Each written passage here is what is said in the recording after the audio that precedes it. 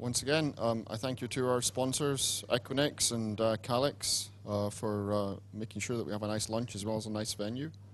Okay, UKNOF 14 resumes. First presentation that we have in this afternoon session is from Thomas Telkamp of Carradine. He's going to be talking about peering planning. Okay, good afternoon.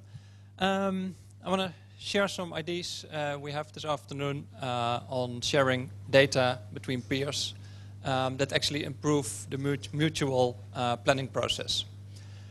I'm very much interested after the talk to also hear your feedback, not only on the solution itself, but also whether it's applicable, or if it's not applicable, how it could be generalized to be more applicable.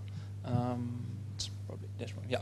So let me first explain the topic, the issue we're going to talk about. Suppose we have a network here, a backbone, it's a US picture, peering with another large provider in 3 different places. In the example here, San Jose, New York, and Washington. Normal traffic is 600 megabits in San Jose, 100 in New York, and 600 in Washington. All 1 gig links, so in a normal situation, everything is perfectly fine. Then one of the links breaks, the link here in San Jose. So we have 600 megabits of traffic, which is going to shift somewhere else. For now, we'll work on the assumption that traffic will actually shift to other links to the same peer, and later in the presentation I'll come back to whether that makes sense or not. So the question is, what's going to happen? Will the 600 megabits shift to the Washington DC link and overload it? Or will it switch to the New York link and actually create a situation which is fine from a capacity perspective? So we want to predict what's going to happen here, but also, and that's what the rest of the presentation is about, what's going to happen in the other direction. So if everything was perfect, you would have uniform capacity in your network. So for example, all 10 gig links, you never fill your links for more than 50%. That means if anything fails, there's always enough capacity guaranteed to be somewhere else on other links in the network to carry that traffic. And then if everything is diverse, nothing will fail at the same time, so everything is perfect, and you completely don't need to worry about failures and capacity planning. This is very nice, but I don't think in any network this is applicable. What you normally see is networks like this with a lot of constraints on how the capacity is allocated. Here in Asia you have all kinds of parallel small capacity links. You have a few big links in the US and transatlantic. It's a mesh, which also makes it much, much harder. And even if you had everything on your own network, you could maybe solve the problem. But almost for every provider, some of your capacity is off-net. So you need to buy it. There's a constraint on the money. You might have to wait for other people to do something. So from a capacity planning perspective, your goal might be to have enough capacity everywhere and never to worry about it. But in general, you will not be able to achieve that.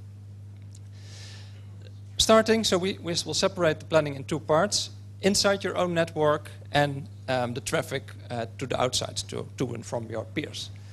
Starting on the inside, it actually is the simpler problem because you have very simple access to the data and you have access to the full data. The data is accessible. What you need, for example, is the IGP topology, which you can just download from any router. Every router in the network has the full topology of the complete network. Also, it's very predictive. If a link fails in your network, you can very easily compute how the traffic will be rerouted based on the shortest path. So it's completely predictable.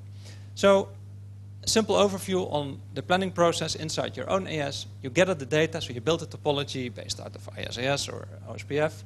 You create a traffic matrix, and this actually fits very nicely on Paulo's talk earlier today.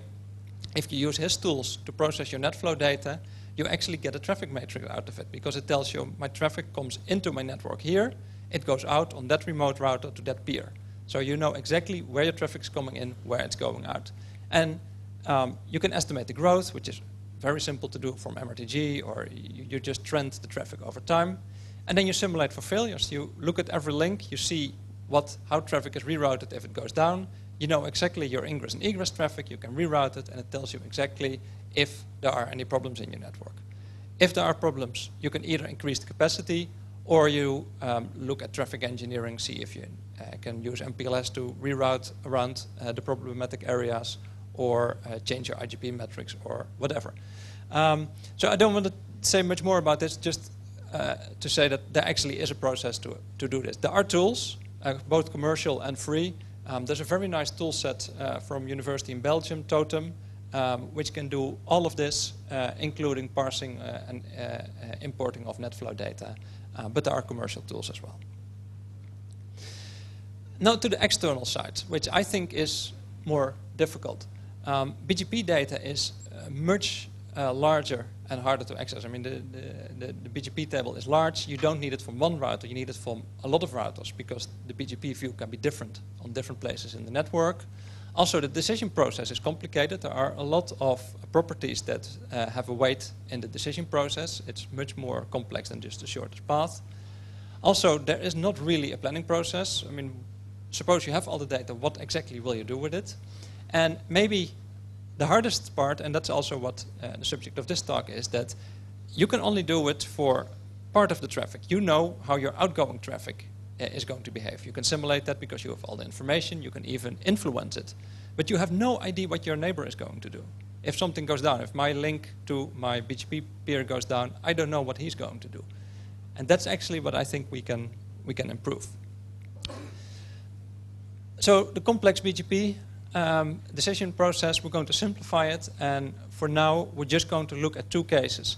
Either you use METs, so you get MET values from your neighbor and you route it towards the preferred exit from a neighbor perspective, or you do shortest exit routing. All the other ones we leave out of the equation for now. So two common routing policies, either shortest exit or respecting METs. With shortest exit means if you have multiple connections to the same peer, you just drop off the traffic at the closest peering point for you, which means it's off your network, you don't carry the traffic, you don't have to carry the cost to get it somewhere. So that's beneficial for you. You normally do this towards your peers because you want to get traffic off your network as quickly as possible. The other way around is respecting METs. So you actually look at the MET values you get from your neighbor and you route it to the preferred location for the neighbor. For example, if you have a customer who connects to you in 3 places, and if you have traffic towards the customer in Washington, he wants you to give you the traffic in Washington and not somewhere in Europe and let the customer deal with transporting it to the US. So that's the other one, and actually in that case, the traffic stays on your network a longer time. But again, if you have the MET values, it's predictable. Both cases are actually predictable from your perspective. So, talking about the blind spots, and there actually is a mistake on this slide, but I already had given the PDF to Keith, and I couldn't change it anymore. There are 3 scenarios. Either you connect to a peer, to a customer, or to a transit provider, and you have 2 directions: towards your BGP neighbor and from your BGP neighbor. So looking at the peer, towards the peer, we use shortest exit, and that's completely predictable. If one link to a peer goes down, I know that I will use shortest exit on the remaining 2, if there are 3, and I know which is the closest one of the remaining peers, and I can route the traffic. So I can predict this one. I have no idea what my neighbor is going to do. He also loses 1 peering, and there was traffic coming in to me on that peering link. There are remaining peering links, but I have no idea which one he's going to send it to me. I have no information to simulate that process. Similar for the customers. Towards the customer, I respect the METs, but I get this information, so I can actually simulate it. But also, if a customer link fails, I don't know to which remaining link he's going to reroute the traffic. Unless there are 2 links, obviously, then the problem becomes easy. But the transit provider is actually the best case, because we do shortest exit, but we are the customer of the transit provider, so we will ask the transit provider to give us the traffic in the best location, which we set. So the transit provider we can actually predict. So the question is, especially for the peers, I think, can we help each other in filling in this blind spot here? So the solution we have thought out for that is called Philover matrices. The idea is, I know how my network is going to behave under failure. You know how your network is going to behave under failure. So let's share the data without giving our full network topology to each other. So let's just see if we can actually improve each other's capacity planning. So the procedure for that is we start gathering with the data, so I need a model of my own network, including my connections to the neighbors, so including the BGP connections. I run a simulation, so suppose I have 3 links to my neighbor, I fill one, and I see on my side what the traffic is going to do towards that neighbor. That data I'm actually going to give to my neighbor, and I'll show in a picture on how that's going to look like, and he can use that for his planning. So here we have a graphical view. There's a peer here called US peer. It's the source of traffic which was coming in San Jose, going to Los Angeles. That was the initial situation. So it's traffic from the peer towards myself. The peering link in San Jose goes down, and traffic will be rerouted towards either the peering in New York or the peering in Washington. But I don't know what the peer is going to do. But the good thing is the peer has actually simulated this failure already, and he says, well, if this happens, and that's the column over here, so the initial values were 600 in San Jose, 100 in New York, and 600 in Washington. And my neighbor tells me, if something goes wrong in San Jose, I will send 48% to New York and 52% to Washington. So in my planning process, I reroute the traffic, I bring 48% to New York, and I bring 52% to DC. And I can exactly see what's going to happen on the rest of my network. I see this traffic flowing back to here. So I will not only know if my peering links in those 2 cities will have enough capacity, I can also see if my backbone has enough capacity. It might very well be that if all the traffic would be sent to New York, that actually this link would get congested inside my network. So I can both improve the capacity planning for the peering links as well as the capacity planning of my own network. Now you can make all combinations. So I can also tell you that if New York goes down, I will send 10 to San Jose and 17 to Washington, which makes sense. And if Washington goes down, 95% goes to New York and 1% goes to San Jose. In the last cases, you actually see that some traffic has disappeared as well, which I'll come back to. So it's actually quite simple to verify some of these things on a real network, because peering links always go down at some point. It's just a matter of waiting. So you don't need to set up an experiment. You just monitor and you wait and you see what happens. So we did that with an ISP we work with. And this ISP had 4 connections to another ISP, probably 2 on each coast in the US. One of the link goes down over here, so you see it dropping to 0, and you see exactly the same amount showing up in one other circuit. So this is a very good case where 100% shifts over to another circuit, and there's no sharing between the links. So this was one case. Another case, and here the top link goes down, and what you see here is that actually the traffic is distributed over 2 links. Some traffic shows up here, some traffic shows up here, but also it looks like visually if there was more traffic dropped from the top link than actually showed up in the other links. That's another possibility, that actually traffic does not go to this peer anymore, but there is another shortest path suddenly, maybe via transit provider or another peer, so traffic might actually disappear as well. Even that you will find out in a simulation and can predict. So on the practical side, sorry. How do I calculate these matrices? How can I use them? Is there anything I can actually do to improve this process if my peer doesn't want to do this? And what about the traffic leaks I talked about? So to calculate the Philover matrices, we need to simulate our side of the network. There are 2 approaches you can take. You can say, I want to have this extremely accurate. I want to know exactly what my routers are going to do and simulate the whole BGP process.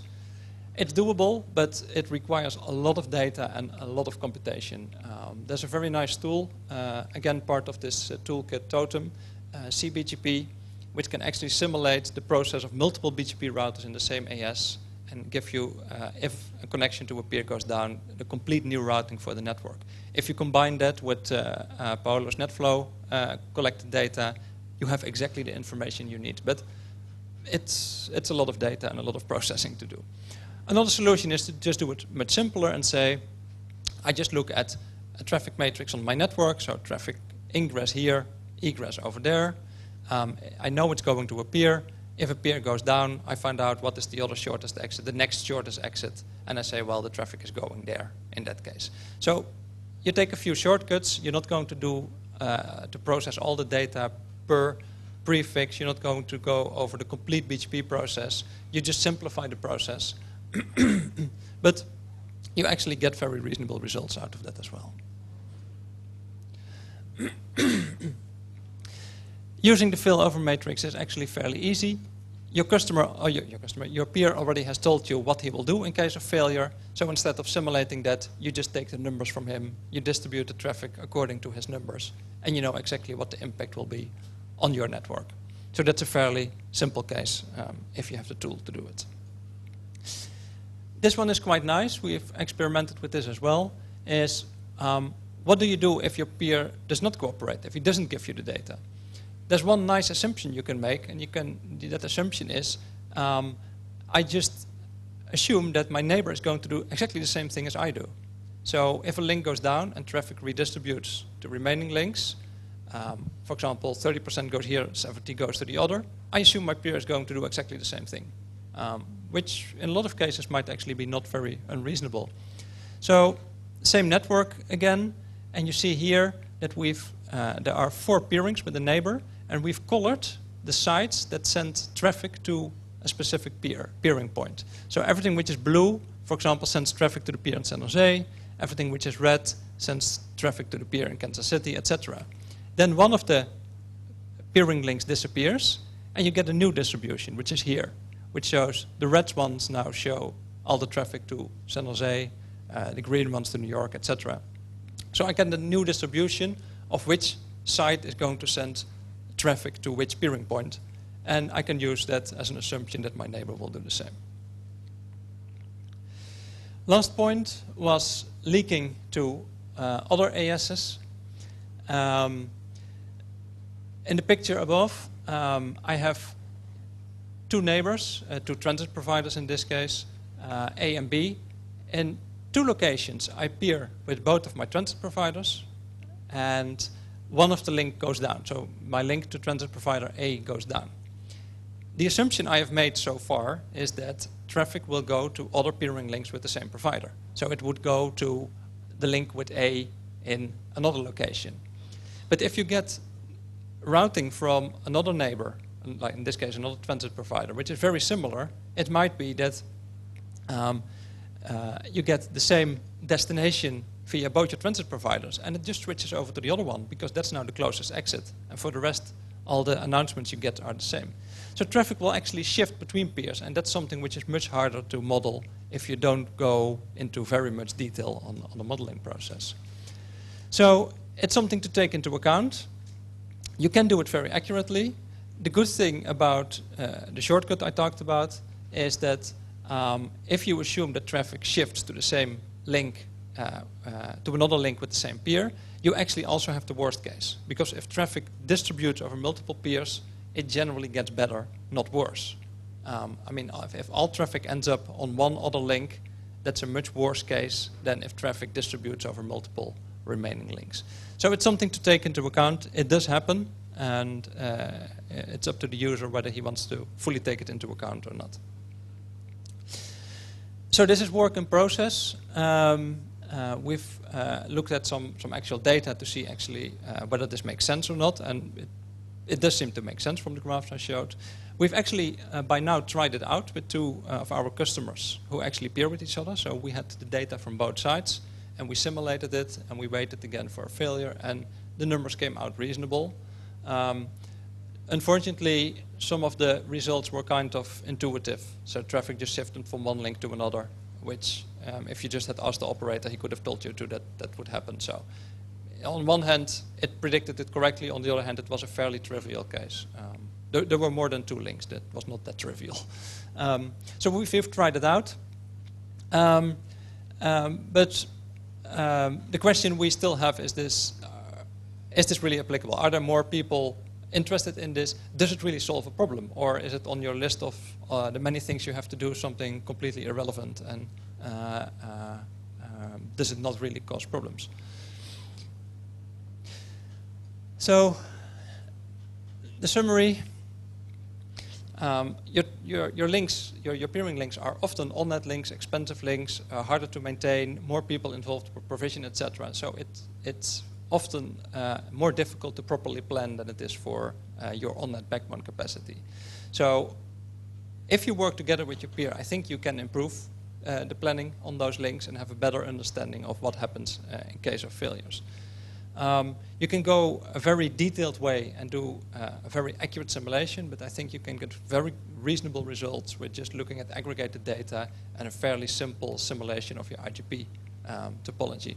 And you can share the data with your neighbor. There's nothing confidential in there, because you don't show him your topology, you don't have to show him your BGP data, you just tell him what happens in case of a failure, which he will see anyhow if the failure happens, so you don't share anything confidential. So that's the basic idea, and as I said before, I'm always interested to hear feedback, or if anybody wants to try it out, then let me know. Any questions now or later?